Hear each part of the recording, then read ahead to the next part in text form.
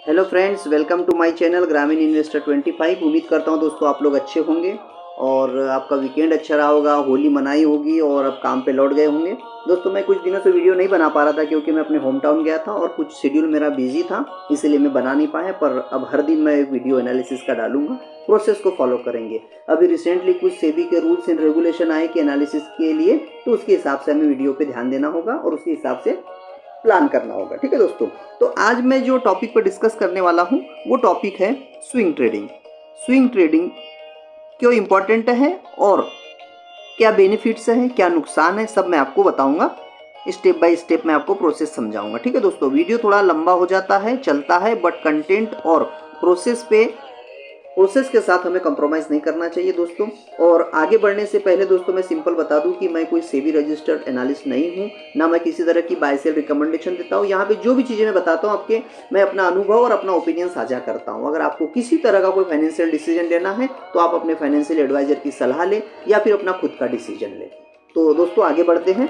देखिए, swing trading होता क्या है। स्विंग ट्रेडिंग में सबसे पहले यह देखना जरूरी होता है कि मार्केट की डायरेक्शन क्या है, कौन से ट्रेंड में है।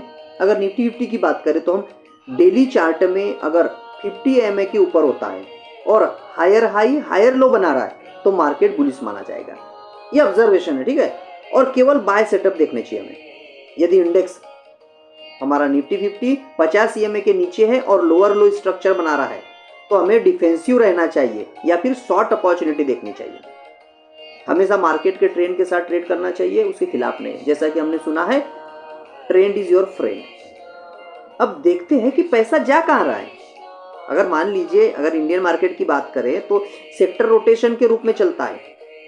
निफ्टी 50 है ना, इसके अलग अलग सेक्टर्स है और जब कोई सेक्टर इंडेक्स से ज़्यादा तेजी दिखा रहा है तो उसी सेक्टर में स्टॉक अच्छे स्विंग के लिए ढूंढना चाहिए हमें, और हमें मौके भी वही मिलते हैं। जैसे मान लीजिए निफ्टी अभी अपने मतलब स्ट्रगल कर रहा है, डाउन ट्रेंड में चल रहा है, बट कोई कोई सेक्टर ऐसा है जो अभी भी आउट परफॉर्म कर रहा है।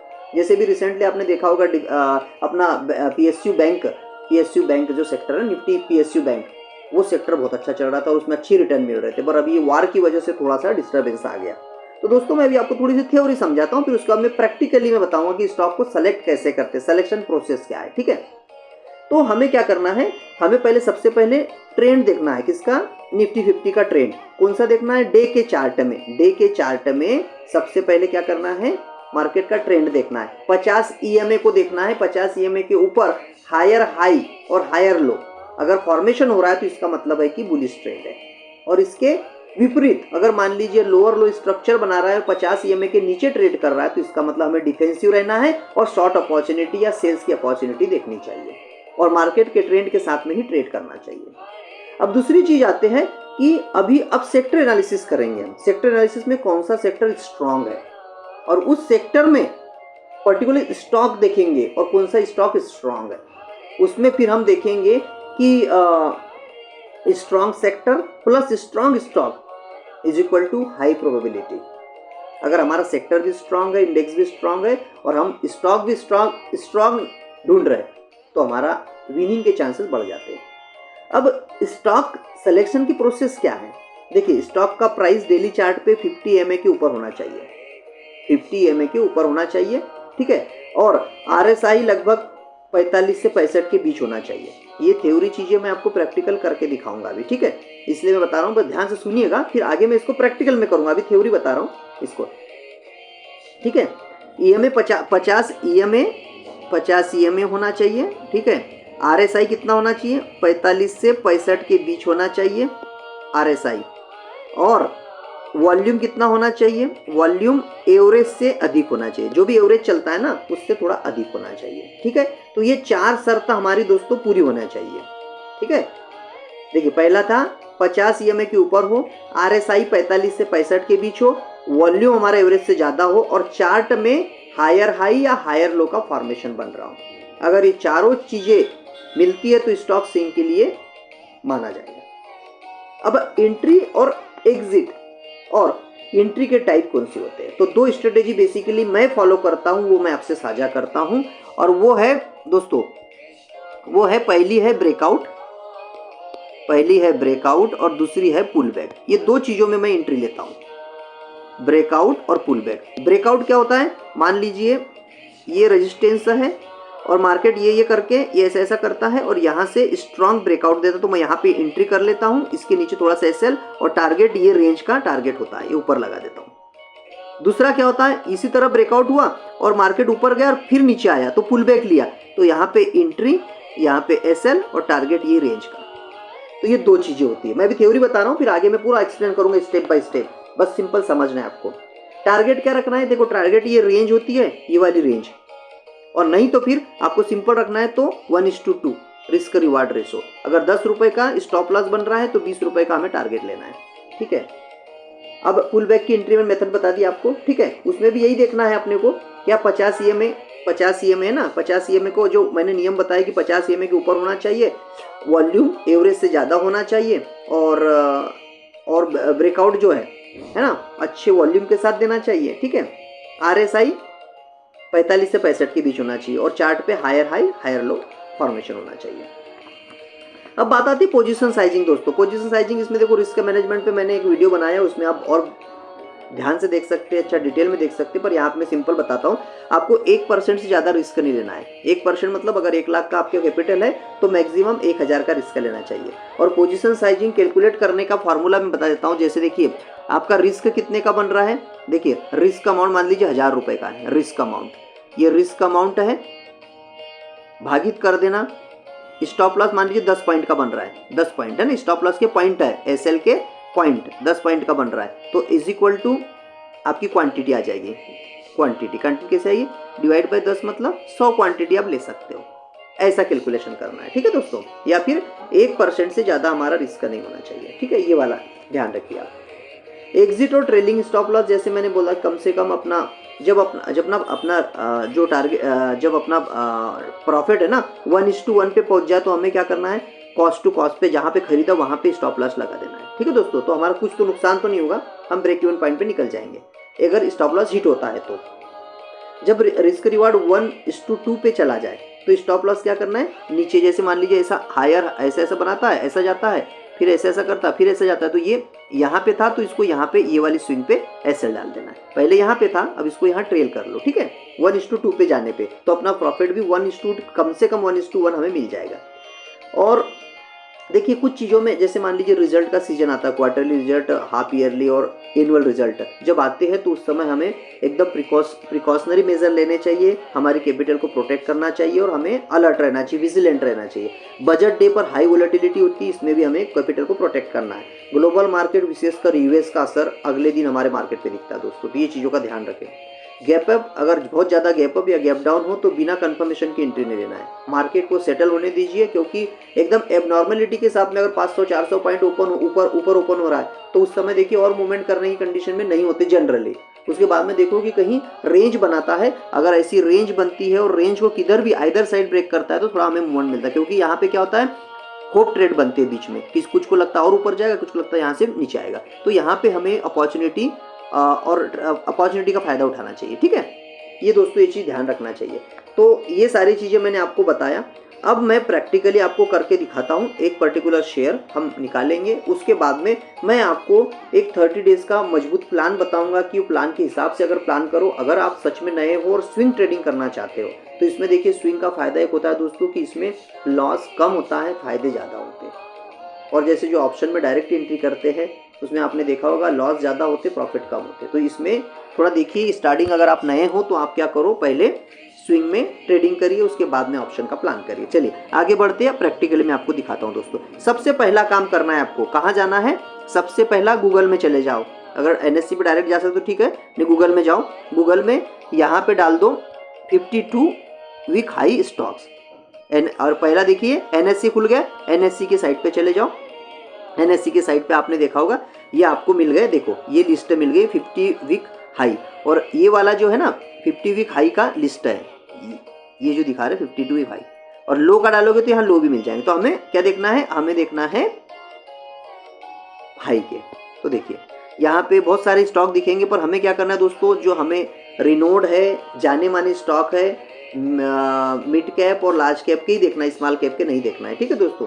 तो हमें यहाँ पे देख लीजिए जैसे ये 30 टॉप 30 स्टॉक दिख रहे हैं, इसमें से जैसे ये है एस्ट्रॉल है, बेल है, राइज है, भारत फोग है। जैसे बेल है, भारत इलेक्ट्रॉनिक है, बहुत अच्छा जाना माना स्टॉक है। भारत फोग अच्छा है, तो आप जैसे बेल या भारत फोग को ले लेते हैं अपन, जैसे मान लीजिए एग्जांपल के तौर पे। तो यहाँ से हमने ये लिया, अब इसको एनालिसिस कर लेते हैं अपन, ठीक है। अब मैं अपने धन पे चलता हूँ और यहाँ पे हम क्या करते हैं, भारत फोग को एनालिसिस करते हैं, ठीक है। ये भारत फोग आ गया, ठीक है दोस्तों। अब इसको एनालिसिस करेंगे। सबसे पहले ध्यान से सुनिएगा, हम क्या करें, हम 52 वीक हाई एनएससी की साइट से या कहीं से 52 वीक हाई स्टॉक निकाले, उसमें से हमने एक रैंडम स्टॉक सेलेक्ट किया, तो भारत फोग हमने निकाला है। अब इसको क्या करेंगे, हमारी मेथड बोलती है डे का चार्ट लगा लो। पहले आपने डे का चार्ट लगा लिया, ये मैंने डे का चार्ट लगा लिया। अब क्या करेंगे, इंडिकेटर में जाएंगे। इंडिकेटर में क्या करेंगे, इंडिकेटर में आ गए दोस्तों। अब यहाँ पे हम लोग क्या करेंगे, अब इसमें वॉल्यूम लगा देते दोस्तों, है ना। मूविंग एवरेज लगाना है, मूविंग एवरेज के बाद में वॉल्यूम लगा देंगे।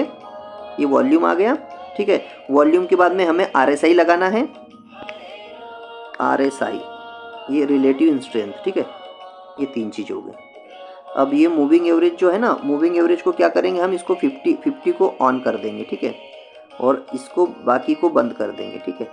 ये देखिए, सबसे पहला काम आपने किया, मूविंग एवरेज लगाया। दूसरा काम किया, इसको मैं हटा देता हूँ यहाँ से। देखिए, मूविंग एवरेज लगाया, वॉल्यूम लगाया, और वॉल्यूम पहले सबसे पहले डे का चार्ट लगाया, फिर 50 ईएमए लगाया, 50 ईएमए के बाद में वॉल्यूम लगाया, वॉल्यूम लगाने के बाद में आरएसआई लगाया। अब दोस्तों हमें क्या करना है, हमारा नियम बोलता है कि 50 ईएमए के ऊपर होना चाहिए। 50 ईएमए के ऊपर है क्या, यस, 50 ईएमए के ऊपर है हमारा, ठीक है। दूसरा चीज, एवरेज वॉल्यूम जो है उससे बड़ा होना चाहिए, ये भी ओके। हमारा 45 से 65 के बीच होना चाहिए, ये भी कंफर्म है। तो अब मेरे पास तीनों कंफर्मेशन होते। और चौथी चीज है, हायर हाई बना रहा है, बना रहा है हायर हाई, हायर हाई। तो हमारी चारों चीजें कंफर्म हो रही, तो हमारे लिए स्टॉक ठीक ठाक लग रहा है, ठीक है। आगे बढ़ते दोस्तों, देखिए अब मैं इसको प्रॉपर ब्रीफ में एनालिसिस करता हूँ। अब टारगेट और एसएल और एग्जिट, 3 चीजें हम देख लेते। देखिए, अब देखिए इसमें, इसको मैं ऐसा कर देता हूँ थोड़ा मिनिमाइज। देखिए, ध्यान से देखिए दोस्तों, बहुत काम आने वाली प्रोसेस, थोड़ा वीडियो लंबा हो सकता है बट आपके काम का है। देखिए, मैं हॉरिजॉन्टल लाइन लूंगा, हॉरिजॉन्टल लाइन है प्रीवियस ही यहाँ पे ना, ये वाली मैं एक बार फिर से बता देता हूँ, ये वाली प्रीवियस कैंडल और ये रेजिस्टेंस जो है यहाँ पे टच कर रहा था। ब्रेकआउट कहाँ पे है, यहाँ पे आया, यहाँ पे, ठीक है। तो अब इसमें क्या सिचुएशन बनती है दोस्तों, देखो सिचुएशन क्या बनेगी। देखिए यहाँ पे सिचुएशन, मैंने बोला मैं 2 चीजों में ट्रेड करता हूँ, एक ब्रेकआउट लेता हूँ, एक पुल बैक लेता हूँ। तो यहाँ पे देखिए दो समय में ट्रेड बन सकती थी। अब यहाँ पे क्या किया, इसने समय बिताया, 8-10 दिन समय बिताया, उसके अंदर ब्रेकआउट दिया, ये ब्रेकआउट दे दिया। तो ब्रेकआउट कैंडल पे एंट्री कर सकते हैं अपन, ये वाली एंट्री, ठीक है। यहाँ पे एंट्री हो सकती है, और एसएल उसी कैंडल का लो, स्टॉप लॉस एसएल ये वाला, ठीक है। उसी कैंडल मतलब ब्रेकआउट कैंडल के हाई पे एंट्री और उसके ही लो पे स्टॉप लॉस। टारगेट क्या होगा, टारगेट ध्यान से देखिएगा दोस्तों, टारगेट मेरा रहता है जो भी रेंज रहती है, ठीक है। आप यहाँ से जाके प्राइस रेंज कैलकुलेट करो, यहाँ पे गए, ये वाली और ये वाली, ये देखिए लो को मार्क कर लो और इसको ऊपर ले जा लो, सॉरी,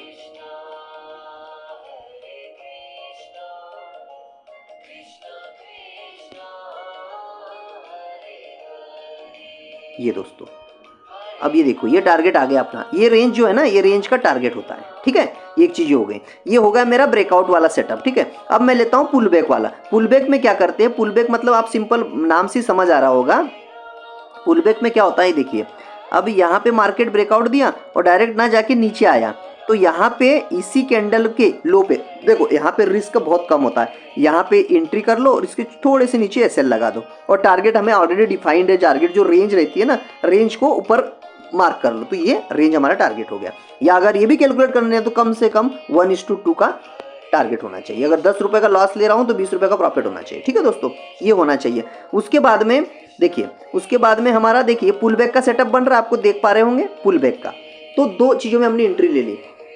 अब इसमें कोई किसी तरह को डाउट हो तो आप मुझे बताइए, पर आपको ऐसे ही क्या करना है दोस्तों, हफ्ते में एक दिन क्या करना है, हफ्ते में शनिवार या रविवार के दिन क्या करना है, एनालिसिस करना है। अपने कम से कम 5-10 स्टॉक निकालो, उसमें से बेस्ट स्टॉक निकालो, 2-3 स्टॉक रखो और उसमें ट्रेड प्लान करो। और देखिए 2-2 4-4 स्टॉक के साथ में, नंबर के साथ में आप प्लान आउट करिए और उसके रिस्क रिवार्ड के हिसाब से सेटअप बनाइए। और देखिए मैं गारंटी के साथ कहता हूँ आपका कॉन्फिडेंस बहुत ज़्यादा बिल्डअप हो जाएगा, क्योंकि मैंने ये प्रैक्टिकल चीज़ यूज़ की हुई है। क्योंकि अगर जो डायरेक्ट ऑप्शन में जाता है ना दोस्तों, वहाँ पे अधिकतर हम बायर होते हैं तो बायर को लॉस को फेस करना पड़ता है, क्योंकि बायर का 33% विनिंग रेट होता है और सेलर का 67 पॉइंट समथिंग। तो हम कहीं ना कहीं पहले से ही हार की कैटेगरी में रहते हैं बायर वाले, क्योंकि हमें क्या फास्ट मूवमेंट रहेगा तब प्रीमियम बढ़ता है, नहीं तो थीटा जो टाइम डिके और अपना डेल्टा वेल्टा सब डिके करा के अपना सब प्रीमियम जीरो करा देता है। तो ये दोस्तों आज का वीडियो था। अब मैं इसके लिए सिंपल चीज़ आपको बता देता हूँ कि क्या हम कर सकते हैं, प्लान कैसे करें। देखिए अगर आप नए हो दोस्तों तो 30 दिन का मैं एक रोड मैप तैयार करके बता देता हूँ आपको। पहले 5 दिन क्या करना है आपको, देखो आपको ट्रेंड को एनालिसिस करना है, ट्रेंड क्या है। दूसरा, सपोर्ट और रेजिस्टेंस को पहचानना सीखो, सपोर्ट कौन सा है, रेजिस्टेंस कौन सा है, ठीक है। डेली चार्ट पढ़ना सीखे, डेली चार्ट मैंने आपके सामने खोल के रखा हुआ है, ये मैंने इंडिकेटर लगाए हैं, आप इसको पहचानो, देखो और सीखो। 50 EMA और RSI का बेसिक उपयोग देखो, सिंपल समझिए। कब ओवरबॉट में आता है RSI, मूविंग एवरेज के नीचे आता है और कैसे जैसे ट्रैप करता है, ये सारी चीजें आप सीखो पहले से 5 दिन तक। केवल ऑब्जर्वेशन, कोई ट्रेड नहीं करना 5 दिन। फिर 6वें दिन से 10वें दिन तक आपको क्या करना है दोस्तों, चार्ट की प्रैक्टिस करना है। रोज कम से कम 20 स्टॉक्स को देखते रहो क्या सेटअप बन रहा है उसमें। देखो हायर हाई, हायर लो या लोअर लो, कोई किसी तरह कोई सेटअप दिख रहा है, स्ट्रॉन्ग सेक्टर के स्टॉक को आइडेंटिफाई करना सीखो, ब्रेकआउट सेटअप को मार्क करो, पेपर ट्रेडिंग शुरू करो यहाँ पे 6वें दिन से 10वें दिन तक। और देखो एनालिसिस क्या पेपर ट्रेडिंग में क्या कर पा रहे हो। फिर 11वें से 15 दिन में आप सबसे इंपॉर्टेंट काम करो, रिस्क का मैनेजमेंट को मास्टरी कर लो। इसका वीडियो मैंने अपने चैनल पे अपलोड किया है, तो दोस्तों अगर आपको अच्छा लगे, समय जब भी मिले तो आप देखिए, बहुत अच्छे से मैंने एक्सप्लेन किया है। पोजीशन साइजिंग की प्रैक्टिस करें, 1% रूल स्ट्रिक्टली फॉलो करें, रिस्क रिवार्ड कैलकुलेट करना सीखो। ट्रेडिंग जर्नल मोस्ट इंपॉर्टेंट चीज होती है, इसको आपको लेखा जोखा रखना ही है, चाहे कुछ हो जाए। अब आप अभी भी आपको ना रियल मनी से ट्रेड नहीं करना है 11 से 15 दिन तक। अब 16 से 20 दिन में क्या करना है, लाइव मार्केट को ऑब्जर्व करना है। मार्केट ओपन से पहले प्लान बनाएं, क्लोज के बाद रिव्यू करें, मल्टीपल टाइम फ्रेम में एनालिसिस करना है या प्रैक्टिस करें। पुल बैक सेटअप, जैसे मैंने अभी आपको बताया, पुल बैक सेटअप को देखिए, स्मॉल कैपिटल से 1-2 ट्रेड ले सकते हैं अब यहाँ पे, ठीक है। तो दोस्तों अब 21वें दिन से 25वें दिन में एग्जीक्यूशन आ जाता है। अब डिसिप्लिन के साथ में, कंसिस्टेंसी के साथ में, अब 21वें दिन से क्या करना है, फोमो को कंट्रोल करना है, फियर ऑफ मिसिंग आउट को कंट्रोल करना है, स्टॉप लॉस जहां लग गया उसको मूव नहीं करना है, इमोशनल कंट्रोल रखना है, फियर और ग्रीड को हावी नहीं होने देना है। मैक्सिमम 2 से 3 ट्रेड पर वीक की बात कर रहा हूं, एक हफ्ते में 2 से 3 ट्रेड मैक्सिमम, और इसी को कंसिस्टेंट फॉलो करना है। अब 26वें दिन से 30वें दिन तक परफॉर्मेंस को एनालिसिस करना है। आपकी विनिंग रेट, आपकी स्ट्रेटेजी का परफॉर्मेंस देखिए, average profit versus average loss को देखिए और उसके हिसाब से प्लान आउट करें। मिस्टेक की लिस्ट बनाएं, उसको इम्प्रूव करें और उसको एनालिसिस करके उसको रेक्टिफाई करें। नई गलती कर सकते बट पुरानी गलती और सेम गलती को बार बार रिपीट ना करें। सिस्टम की अगर रिफाइन करने की आवश्यकता है तो उसको रिफाइन करें। 30 दिन बाद आपको क्लियरिटी मिल जाएगी दोस्तों वीडियो बड़ा लंबा हो गया है, और स्विंग ट्रेडिंग में सफलता इंडिकेटर से नहीं आती दोस्तों, सफलता आती है तो सिस्टम से, रिस्क कंट्रोल से, डिसिप्लिन से और धैर्य से। दोस्तों सच में अगर आपको सही में ट्रेडर बनना है, सही में इस फील्ड में आपको कुछ आगे बढ़ना है और फाइनेंशियल फ्रीडम को हासिल करना चाहते, हर किसी का सपना है कि लंबी उम्र तक कोई भी नौकरी करना नहीं चाहता, फाइनेंशियल फ्रीडम चाहता है, तो दोस्तों आपको एक सेटअप बनाना पड़ेगा, एक प्लान बनाना पड़ेगा और उस प्लान पे कंसिस्टेंसी और डिसिप्लिन के साथ फॉलो करना पड़ेगा। देखिए कंसिस्टेंसी हमेशा बोरिंग होती है, जिस चीज़ में बहुत और एक्साइटमेंट, ट्रेडिंग में एक्साइटमेंट आ रहा मतलब आप कहीं ना कहीं गलती कर रहे हो। ट्रेडिंग बोरिंग होती है और बोरिंग होनी चाहिए। आप स्विंग ट्रेडिंग में आप सोचो ना, आप कितना परसेंट, मैंने देखा है, मैं बता रहा हूँ आपको, मैं हूँ या कोई भी ट्रेडर हो, हम मैक्सिमम कैपिटल का मैं बता रहा हूँ, अगर पर डे भी बोले या मैं तो पर मंथ की बात कर रहा हूँ, हम एक्सपेक्ट करते क्योंकि हमारा कैपिटल थोड़ा साइज बड़ा होता है तो हम लोग 3% या 5% मैक्सिमम चाहते। 3% हम तो चाहते बहुत अच्छा है, मंथली अगर 3% रिटर्न मिल रहा बहुत है। अब आप मुझे कमेंट करके बताना आप लोग कितना सोचते हो, क्योंकि मैंने बहुत से लोगों को देखा है वो हीरो जीरो क्यों करते हैं, क्योंकि उनको 100 का 200 भी नहीं 10 का 100 चाहते, 10 गुना।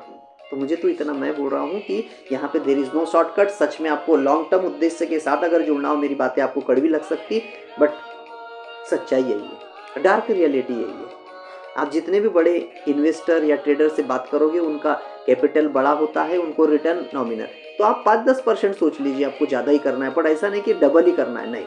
डबल करने की सोच है दोस्तों, कहीं भी कोई शॉर्टकट नहीं है और कोई रातों रात अमीर नहीं बनता।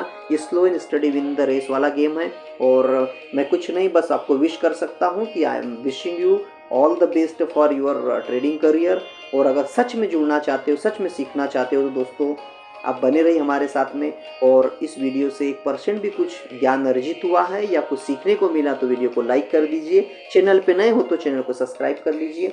आपके लाइक करने से या सब्सक्राइब करने से आपका कोई नुकसान नहीं होने वाला, बट मुझे मोटिवेशन मिलेगा और मैं अच्छे से अच्छे कंटेंट लाने की कोशिश करूँगा। और मैं आपको वीकली स्विंग एनालिसिस और स्विंग सेटअप भी मतलब हर वीक पे दूंगा, जो मतलब टॉप सेक्टर और टॉप स्टॉक जो रहेंगे मैं एजुकेशनल पर्पज से आपसे शेयर करूंगा दोस्तों। तो उसको देख के आप सीख सकते हैं और आगे अपनी जर्नी को बढ़ा सकते हैं।